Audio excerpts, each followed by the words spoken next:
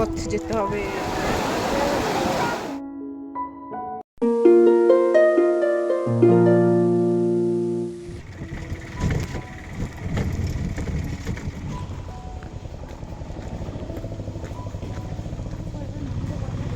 ভয় লাগে রে, ফরেস্টের মাঝখান দিয়ে যাচ্ছি, গভীর ফরেস্টের মাঝখান দিয়ে আমরা সবাই যাচ্ছি। জয়ন্তী স্টেশন দেখতেই পাচ্ছ। তো বন্ধুরা, এই রাস্তাটা কিন্তু একদমই শর্টকাট, মানে আমাদের বাড়ির দিক দিয়ে আসলে একদমই শর্টকাট, 1.5 ঘন্টা মতো লাগে। আর আলিপুরদুয়ার বক্সা হয়ে আসলে অনেকটাই সময় লাগে, সেই জন্য কিন্তু আমরা গভীর ফরেস্ট দিয়ে অটোতে করে এসছি। কতটা সাহস তাহলে ভাবতে পারো, কয়েকটা মেয়ে। তো সকাল সকাল আমরা বেরিয়ে পড়লাম, ডিউটি শেষ করে এখন যাব বাবাধামে, বাবাকে জল ঢালতে। তো চলো তোমাদেরকে নিয়ে যাব, এটা হচ্ছে বক্সা জয়ন্তী সেখানে। তো চলো সঙ্গে থাকো, দেখতে থাকো। তো এখন আমরা সব কিছু কেনাকাটা করতে যাচ্ছি, সব কিছু কিনে নিয়ে তারপরে যাব। তো চলো কেনাকাটা শুরু করি, যা যা লাগবে পুজোর জন্য সেগুলো নিয়ে নিই। তো এই যে দেখতেই পাচ্ছ বন্ধুরা, এই দোকানগুলো থেকে কিন্তু আমি এখন ফুল, বেলপাতা, যাবতীয় পুজোর সামগ্রিক লাগবে সেগুলোই নিয়ে নেব। তো প্রচুর কিন্তু ভিড় আছে, আর এদিকে প্রচুর লোক চলেই গেছে আগে। তো চলো ফুল, বেলপাতা নিয়ে নিই। দেখো মোবাইল আবার টেনে না নিয়ে যায়। আর এদিকে সকাল সকাল এনাদের দর্শন হয়ে গেল, তো ভাবলাম একটু ক্যাপচার করে নেই। তো এখানে ফল খেয়ে রাখা হয়েছিল আগের দিন, মানে অর্ধেক ফল খেয়েছিলাম আমি, খেয়ে না এখানে ফেলে রেখেছিলাম। সেই ফলের টুকরোটা নেওয়ার জন্য সকাল সকাল চলে এসছে। তো দেখতে পাচ্ছ ফলের টুকরোটা কিন্তু নিয়ে যাচ্ছে, দেখতে পাচ্ছ। তো তো কোথা থেকে নজর পড়েছে। তো যাই হোক, চলো এবার কিন্তু আমরা রওনা দিব মন্দিরের উদ্দেশ্যে। আমরা কিন্তু রওনা হয়ে গেছি, আমাদের ফুল টুল সব কিছু কেনাকাটা হয়ে গেছে। তো এই যে এখান থেকে শুরু যাত্রা, ওদিক দিয়ে সব গাড়িগুলো যাচ্ছে, আর এদিকে আমরা পায়ে হেঁটে যাব শর্টকাট। দেখা যাক কতটা যেতে পারি, ভগবান কতটা টানে। প্রচুর ভিড় লোকের। তো চলো সঙ্গে থাকো, তোমরাও দেখতে থাকো। হ্যালো বন্ধুরা, good morning, welcome back to my channel. তো আমরা এসেছি জয়ন্তী, বক্সা জয়ন্তী মহাকাল ধাম। যাচ্ছি পুজো দিতে, সকালবেলা ডিউটি শেষ করে স্নান ধান করে এখন যাচ্ছি পুজো দিতে। আমাদের সব কিছু কেনাকাটা হয়ে গেছে ঠাকুরের জন্য। তো কতটুকু যাওয়া পসিবল হয় দেখা যাক, এখন অনেকটাই বেজে গেছে, 9টা বাজে। তো চলো তোমরা সঙ্গে থাকো, দেখতে থাকো মহাকাল ধাম। এই দেখো প্রচুর লোকজন।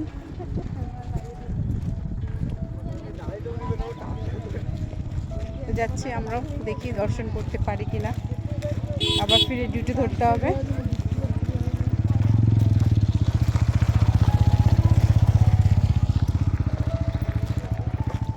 ফুল টুল কেনা হয়ে গেছে, এই যে চলো। তো আমরা হাঁটতে হাঁটতে অনেকটা পথ চলে আসলাম, গেটের সামনে চলে আসছি মোটামুটি। এই যে সামনেই গেট, দেখো আরও অনেকটা পথ যেতে হবে, আরও 1 ঘন্টার মতো হাঁটতে হবে। এটা তো জাস্ট শুরু হলো গেট, নদীটা এখনো পার হয়নি, নদীটাই পার হচ্ছি এখনো।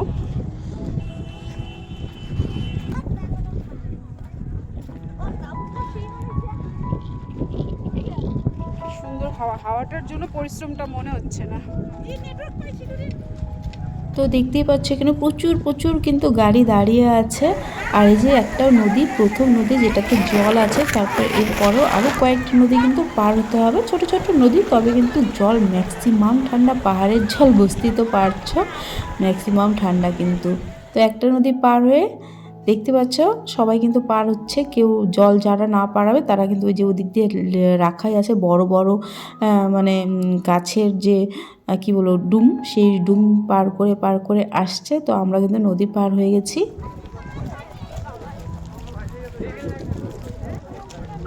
আর শরীর চলছে না।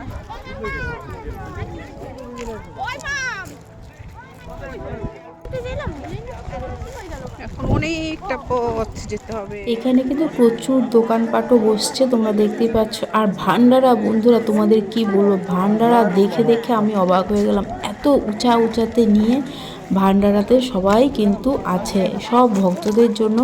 মানে না হলেও মানে হাজার হাজার ভান্ডারা এখানে খুলে রেখেছে, যার যেখানে খুশি সেখানে কিন্তু পুজো দিয়ে খেতেই পারে। আর এখানে দেখো কত সুন্দর সুন্দর সব জিনিস, ঘর সাজানোর জিনিস সব নিয়ে বসেছে। এটা কিন্তু অনেকটাই উঁচাতে, পাহাড়ে আর কি।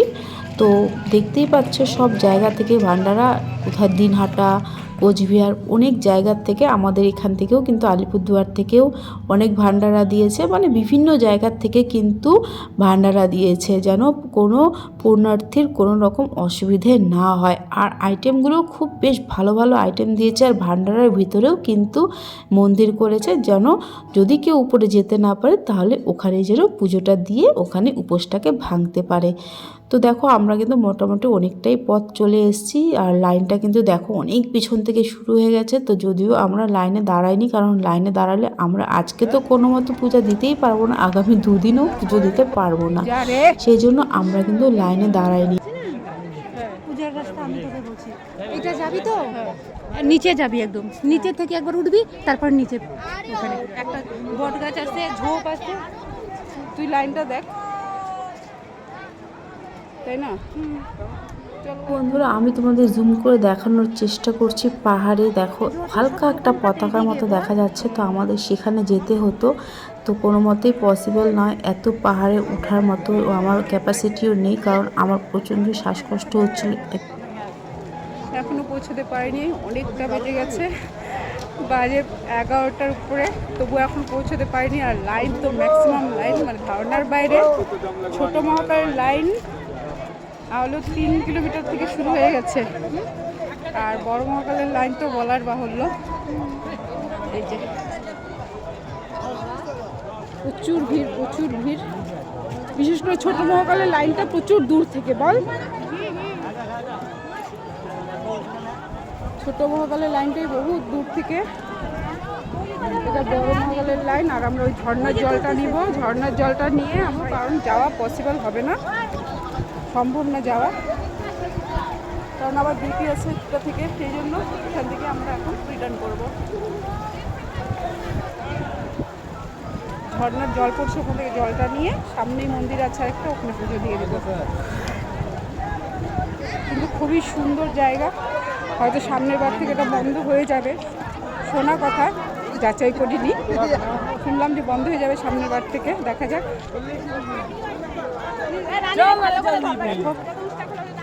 কি অপরূপ লাগছে দেখতে,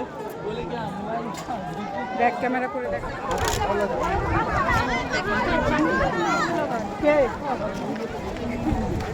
জলটা নেবো কোথা থেকে, এদিক দিয়ে? চল চল চল,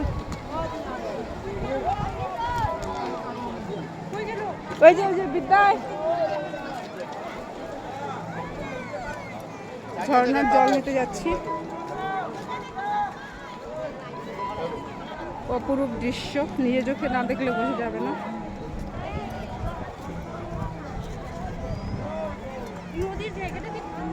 হ্যাঁ,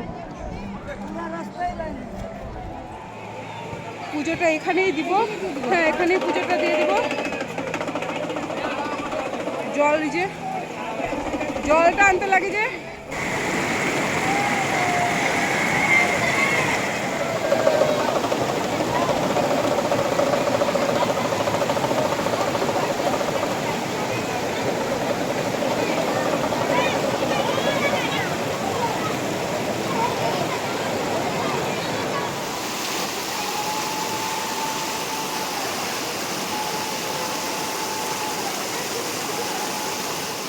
বিশাল বড় বড় পাথরের মধ্যে দিয়ে আসছে জল, তোমরা দেখতেই পাচ্ছ ঝর্ণার জল, বিশাল বড় বড় পাথর, মানে এক একটা ঘরের সমান সমান পাথর এখানে।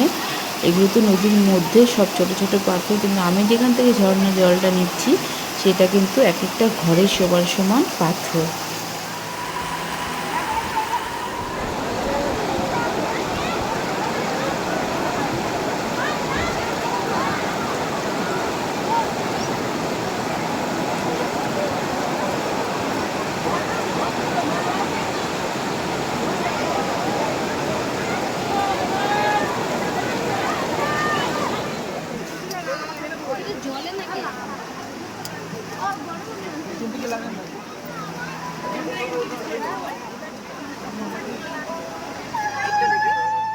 তো পুজো আর দুপুরে যেতে পারলাম না দেওয়ার জন্য, জল টল নিয়ে সব কিছু নিয়ে আমরা কিন্তু এখানেই পুজো দিয়ে দিচ্ছি। আর এখানে দেখতে পাচ্ছ প্রচুর লোকে কিন্তু পুজো দিয়েছে যারা উপরে না যেতে পারছে, কারণ উপরে যেতে এখনও অনেকটা সময় পথ বাকি। আর শুধু গেলেই তো হবে না, সেখানে তো লাইনেও দাঁড়াতে হবে, আর লাইনে দাঁড়ানোর মতো ক্যাপাসিটিও নেই, যার জন্য আমরা এখানেই পুজোটাকে সম্পূর্ণ করলাম।